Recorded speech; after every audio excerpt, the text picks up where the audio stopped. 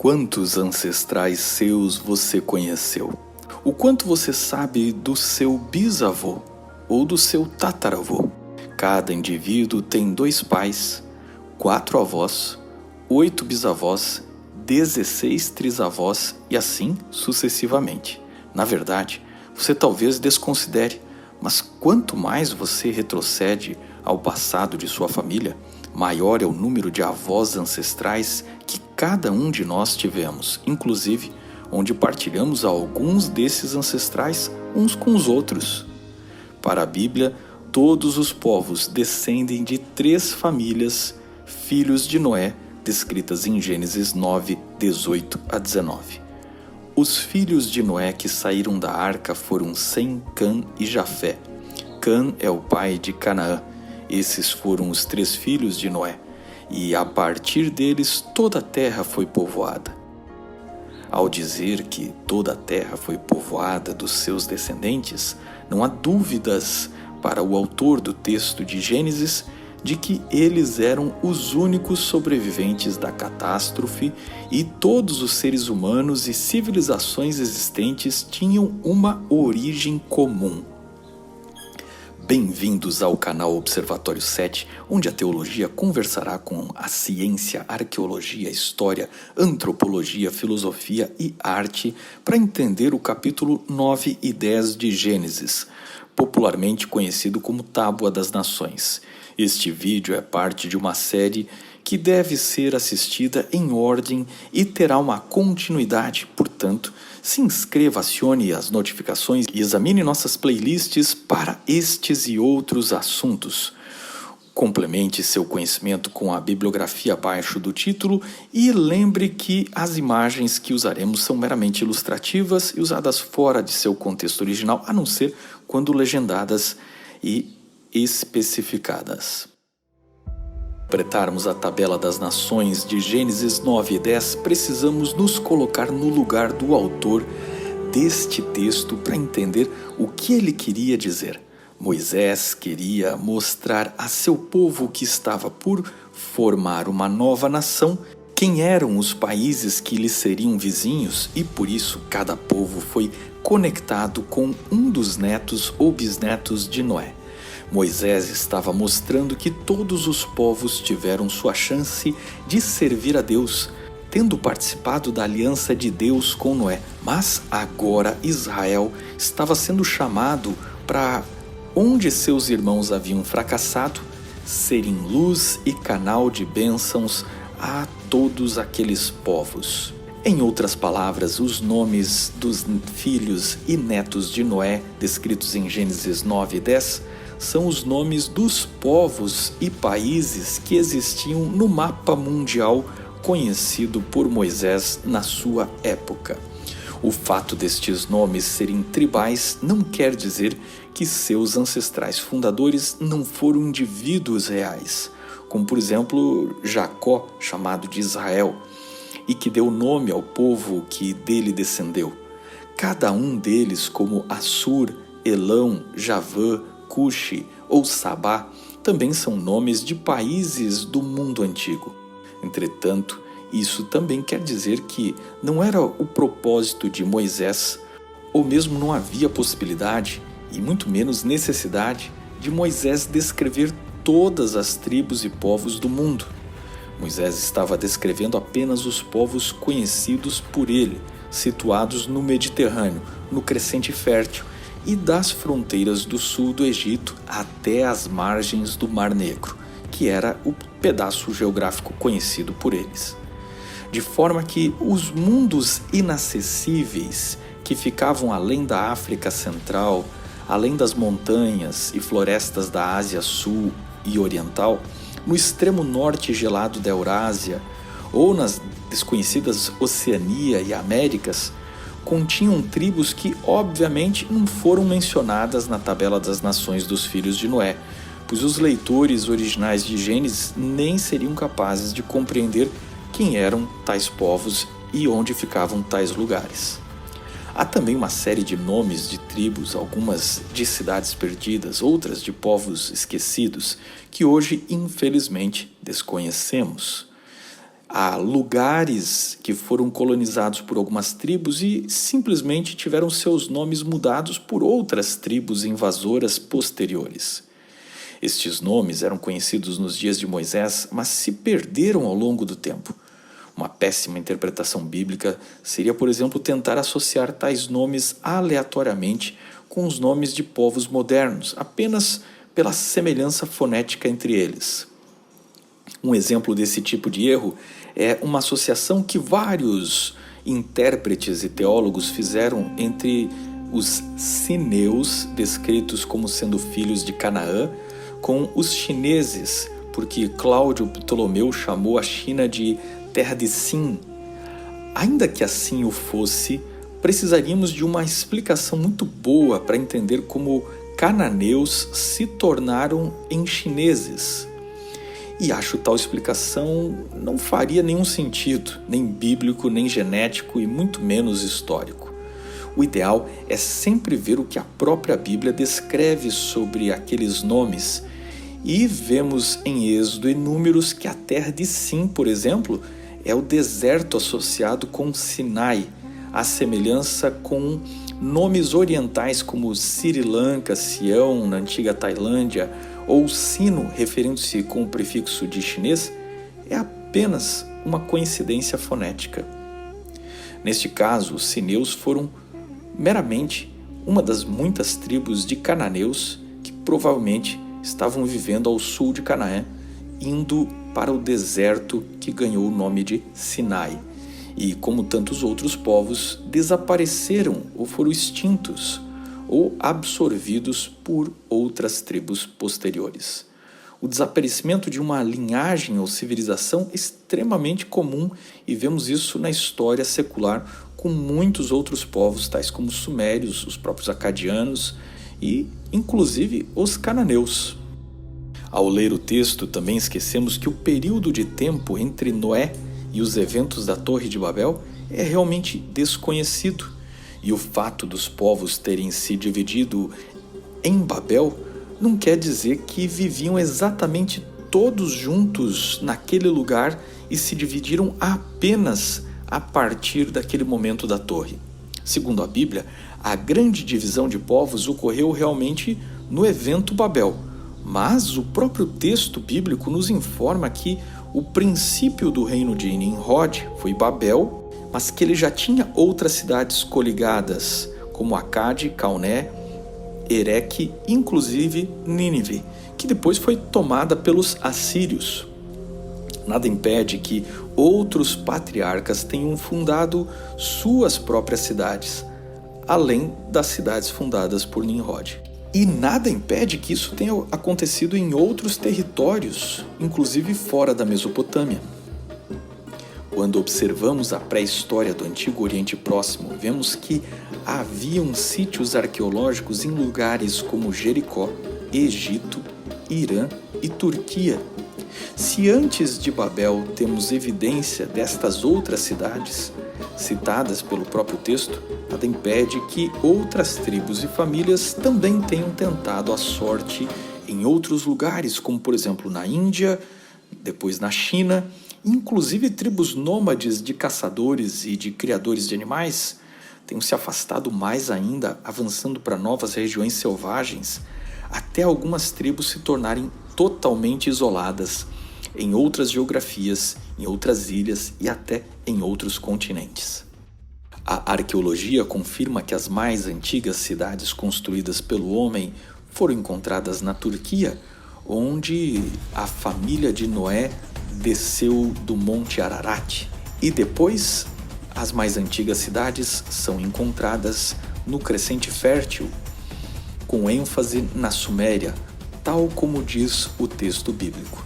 E imediatamente depois as encontramos no Vale do Indo, entre Índia e Paquistão, na China, em Creta e também a seguir no Egito.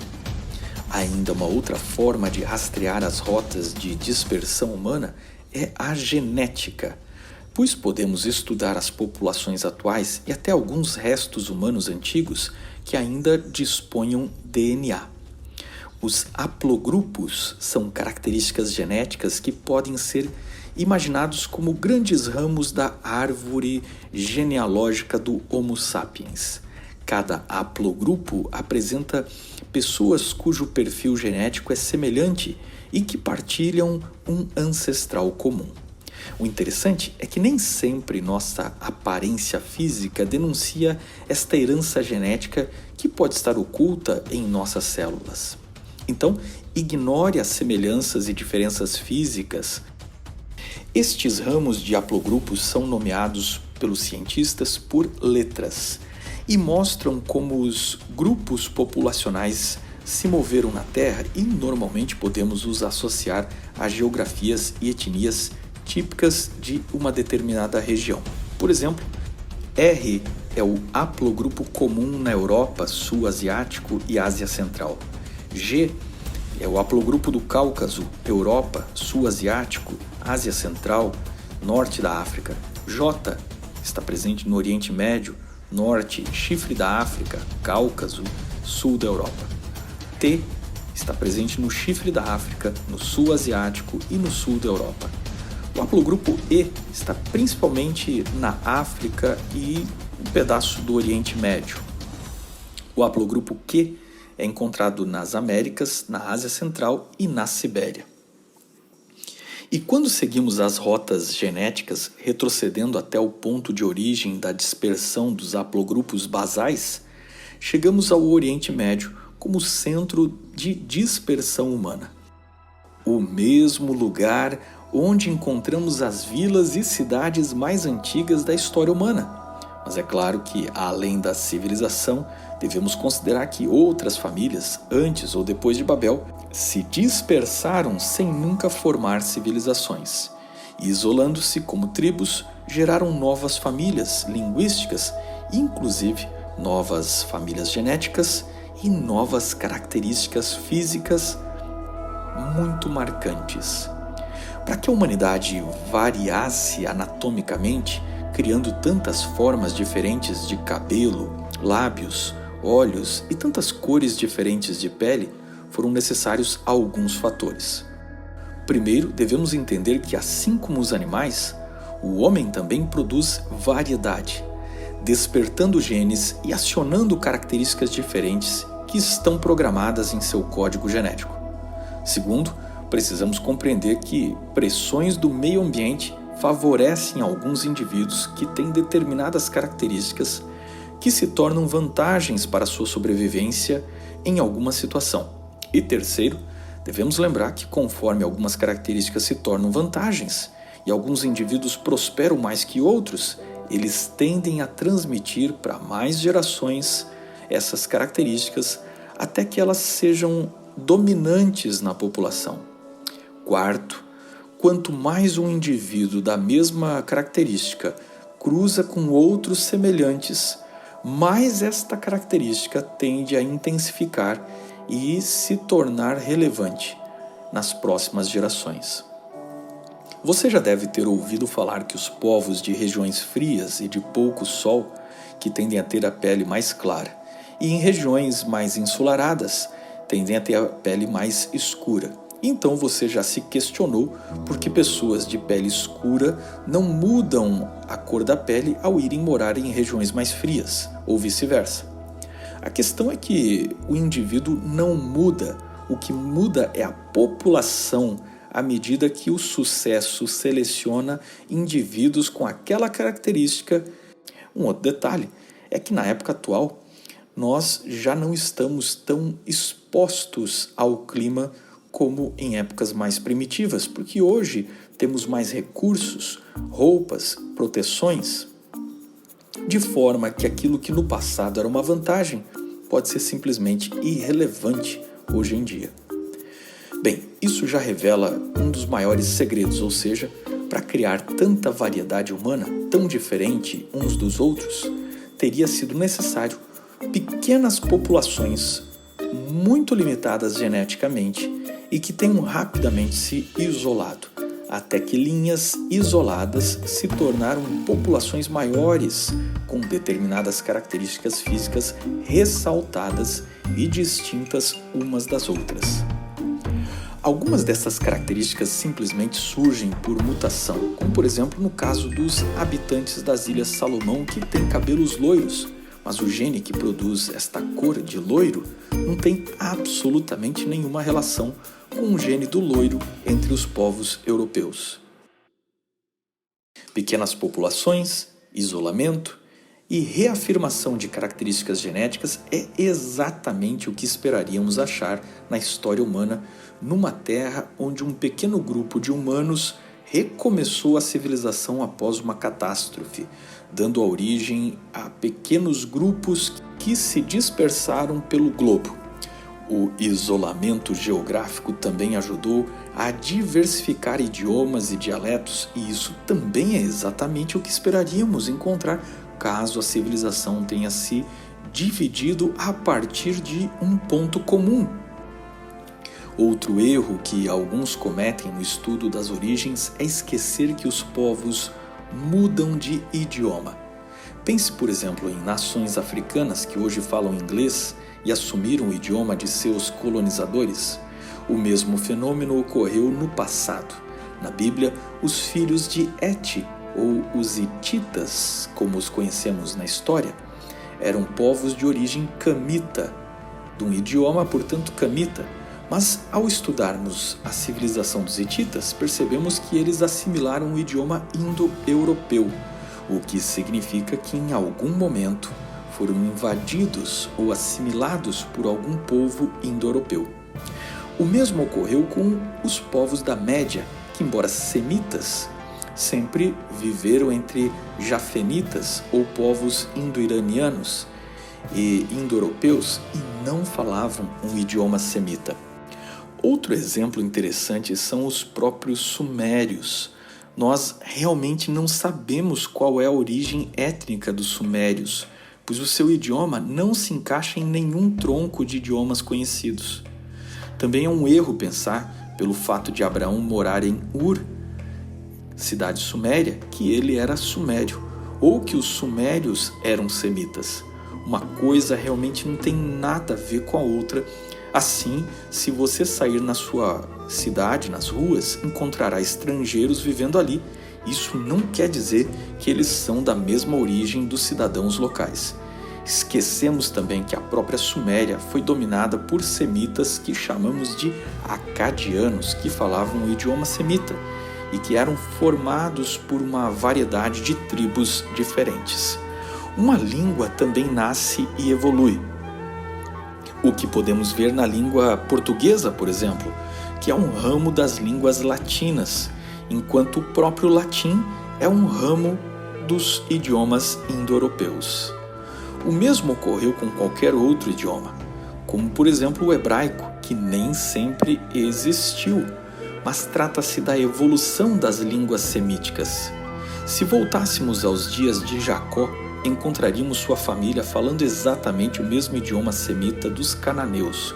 400 anos depois, os registros do paleo-hebraico que achamos no deserto do Sinai nos mostram que o idioma cananeu e a escrita do hebraico arcaico eram idiomas irmãos que partilhavam o mesmo alfabeto e expressões.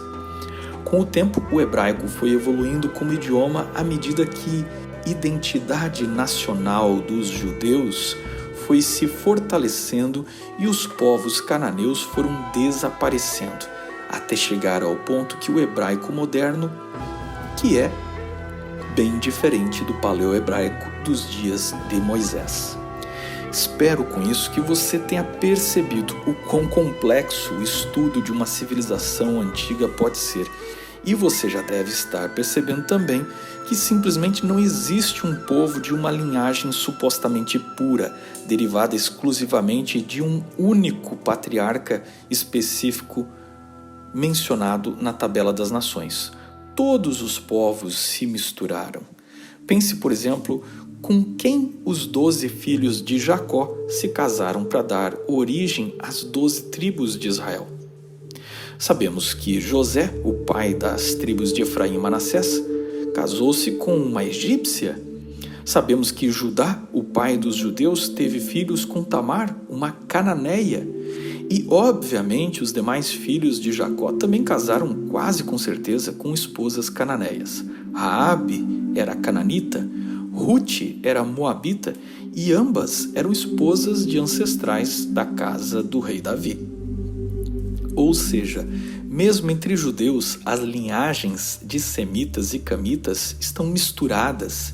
Isso deve nos lembrar que os netos de Noé casaram com suas primas de outras linhagens, o que deveria afastar de nós qualquer preconceito racial ou qualquer orgulho étnico completamente infundado. Um outro detalhe é que dizer que alguém é de tal etnia é algo simplório demais. O que é, por exemplo, um italiano?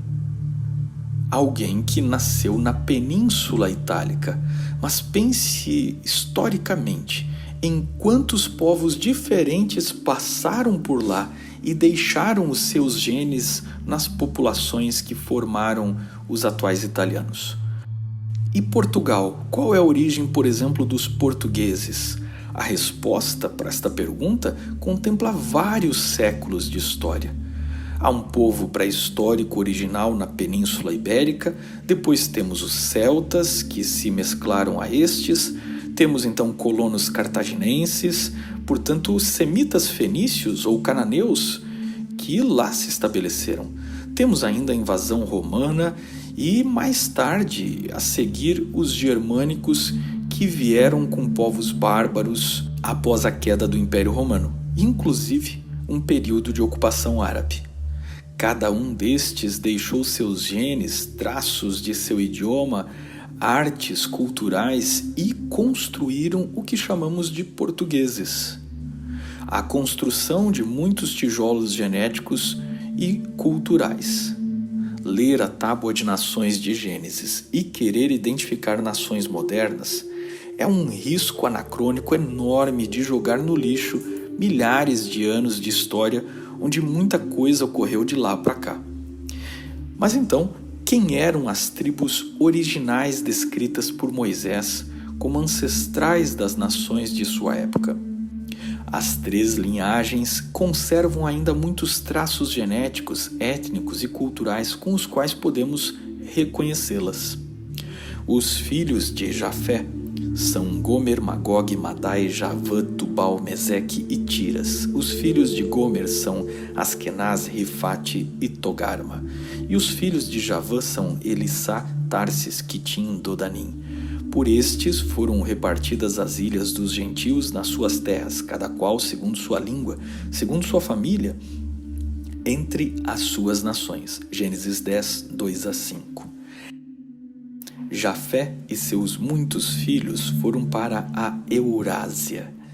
Eles percorreram a região entre o Cáucaso e o Planalto do Irã, entre as margens do Mar Negro e da Anatólia. Um ramo jafenita migrou para a Europa, possivelmente em 2 levas pela Europa Central e Norte. Uma outra migração foi pelo Mediterrâneo e estes todos foram ancestrais dos europeus. A outra linhagem se repartiu ocupando a Ásia Central, Sibéria e indo para o Oriente. Seus descendentes asiáticos acabaram por colonizar a América. Os jafenitas eram uma família numerosa.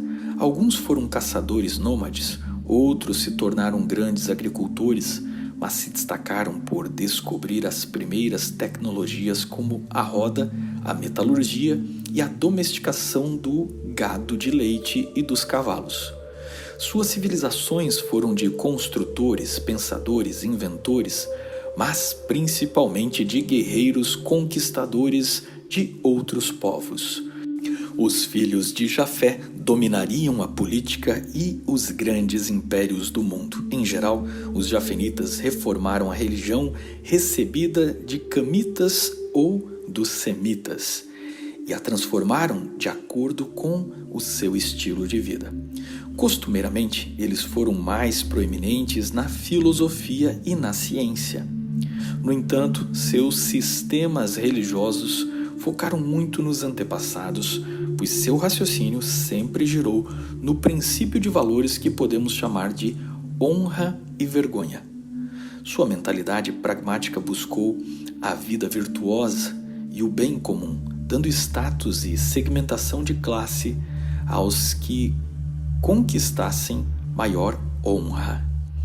As sociedades jafeníticas, em geral, sempre usaram um modelo de 3 partes, sendo elas os servos, os guerreiros e os religiosos. Este sistema triplo é a marca oficial da sociedade indo-europeia e dos indo-iranianos. Os filhos de Cão são Cushi, Mizraim, Puti e Canaã. Os filhos de Cushi são Seba, Avilá, Sabtá, Raamá, Sabtecá. E os filhos de Raamá, Seba e Dedã. E Cushi gerou Nimrod. Este começou a ser poderoso na terra, e este foi poderoso caçador diante da face do Senhor. Por isso se diz como Nimrod, poderoso caçador diante do Senhor. E o princípio do seu reino foi Babel, Ereque, Acade e Calné, na terra de Sinar. Desta mesma terra saiu a Assíria e edificou a Nínive, Reobote, Ir, Calá e Rezém. Entre Nínive e Calá, esta é a grande cidade. E Mizraim gerou a Ludim, a Nanim, a Leabim, a Naftuim, a Patrusim, a Casluim, de onde saíram os filisteus, e a Caftorim. E Canaã gerou a Sidom, seu primogênito, e a Hete, e aos Jebuseus, ao Amorreu, Gigarzeu, e ao Aiveu, Arqueu, ao Sineu, ao Arvadeu, ao Zemareu, ao Ramateu, e depois se espalharam as famílias dos cananeus. E foi o termo dos cananeus desde Sidom, indo para Gerar até Gaza, indo para Sodoma e Gomorra, Admá e Zeboim até Lassa. Cã e seus filhos foram os promotores da primeira grande obra após o dilúvio, a Torre de Babel. Nimrod foi o primeiro rei entre todos os seus irmãos, reunindo a si as primeiras cidades e tentando dominar sobre elas. Enquanto os jafenitas ocuparam climas mais frios, os camitas ocuparam climas mais quentes, migrando entre a costa de Canaã, África, Arábia e dali pelo litoral sul da Ásia até a Oceania. Tribos de Cã se misturaram com jafenitas no Oriente e tornaram-se tribos que formaram povos mongóis, chineses, coreanos e japoneses. Destes últimos, é difícil dizer se eles são jafenitas ou camitas. A religião dos filhos de Cã foi, em geral, a base para o animismo e práticas com o oculto. Os povos camitas entenderam o mundo em termos de forças espirituais presentes em tudo, forças misteriosas indiferentes ao homem que deveriam ser aplacadas ou conquistadas mediante acordos e trocas. Eles, em geral, viveram o princípio filosófico religioso que chamamos de poder e medo. Ou seja, quanto mais poder alguém tem, mais digno de ser seguido, gerando mais medo, que é o princípio inconsistente que gere as relações de dominância e subserviência. Podemos exemplificar isso com a adoração da divindade Anat entre os cananeus, conhecida como uma deusa sanguinária que trucida pessoas dentro do seu próprio templo, ou nos rituais de sangue, automutilação, caminhar sobre o fogo e sacrifícios humanos realizados pelos cananeus. Poder e medo estava entre as práticas do canibalismo, que visava absorver o poder do inimigo vencido, ou nos acordos místicos através de oferendas e forças que podiam ser tanto destrutivas quanto benéficas. E essa ideia os filhos de Cã levaram por todo o mundo, misturando-se com os filhos de Jafé. Os filhos de Sem são Elão, Assur, Arfaxade, Lude e Arã. E os filhos de Arã são Uz, Ul, Geter e Mas. E Arfaxade gerou a Selá, Selá gerou a Éber, e a Éber nasceram 2 filhos. O nome de um foi Peleg, porquanto em seus dias se repartiu a terra, e o nome do seu irmão foi Joctã, e Joctã gerou a Almodá, a Selef, a Azarmavé, a Gerá, a Dorão, a Uzal, a Dicla, a Obal, a Abimael, a Seba e a Ofir, a Avilá e a Jobabe. Todos estes foram filhos de Joctã, e foi a sua habitação desde Messa, indo para Sefar, montanha do Oriente. Gênesis 10, 22 a 30. Dos filhos de Sem, se concentraram principalmente no Oriente Médio. Eles foram o berço da civilização antiga, da escrita cuneiforme e das grandes religiões. Seus filhos deram origem a Abraão e às grandes fés monoteístas, ou aos grandes acadianos, assírios e aos caldeus, que depois foram chamados de babilônios por irem viver na cidade de Babilônia. A religião semita baseia-se no princípio pecado e redenção, ou seja, admite que o homem foi criado por um Deus que se interessa por ele, um Deus que tem leis, tem decretos e é o juiz e redentor. Estas religiões buscam respostas sobre como resolver o problema do pecado, que é a quebra da lei de Deus. A Bíblia conta como Deus interviu na Torre de Babel, frustrando a tirania e espalhando-os pela terra. O resto da história humana foi de divisão e atrocidades entre os povos, até que há 2000 anos, um carpinteiro se propôs a fundar um reino sem limite de fronteiras, sem limite de sangue, de cor ou de idiomas. E seus discípulos testemunharam o processo contrário da Torre de Babel, quando povos de todas as nações reunidos em Jerusalém entenderam sem barreira de idioma, através do dom de línguas, a mensagem sobre o desejado de todas as nações.